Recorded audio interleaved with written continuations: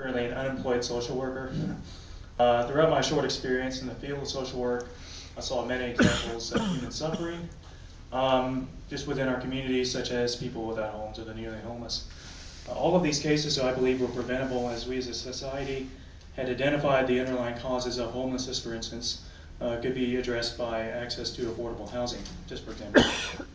My professors trained me to look for causes of societal illness rather than merely responding to the immediate problem. We, in a sense, are trying to work ourselves out of the job. It's a moral duty for social workers and for any person or any institution that's authentically aimed at relieving suffering.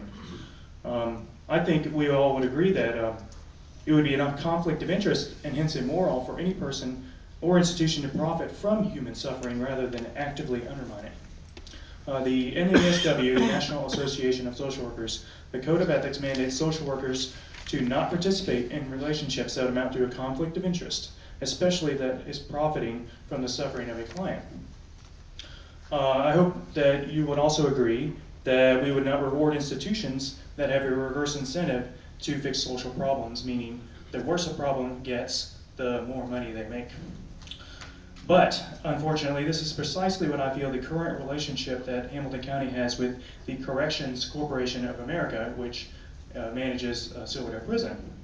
Throughout 2003 to 2011, according to the National Institute on Money and State Politics, CCA hired 199 lobbyists in 32 states.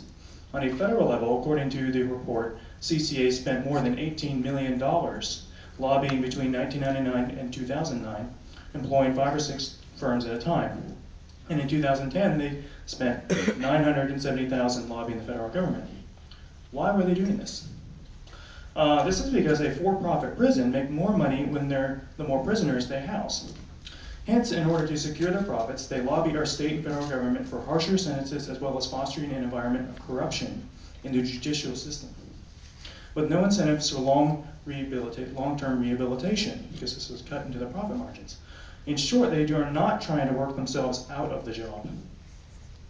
Private prison companies essentially admit that their business model depends on high rates of incarceration. For example, in a 2010 annual report filed with the Securities and Exchange Commission, Corrections Corporation of America, the largest private prison company, stated that the demand for our facilities and services could be adversely affected by leniency in conviction or parole standards and sentencing practices. We, the people, the one who lives in this community and have to live under these laws, are the ones who should write them, not the American Legislative Exchange Council, which Corrections Corporation of America is a member. I will not, okay, all 4 of us, will not stand while our tax dollars go to a corporation that then uses that money to lobby our government to ensure it's what I feel to be an evil agenda. We are asking you to end this contract with CCA that is supposed to come up with automatic renewal, I believe, in October 15th, 2012. And end this sick relationship and end this profiteering of human suffering.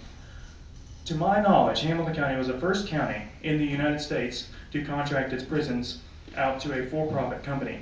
May it be one of the first to take back responsibility of its prisoners and restore our collective morality. Thank you for listening. Does anyone else care to address the commission on any issues other than zoning? If not, then we are adjourned to go to our committee meeting.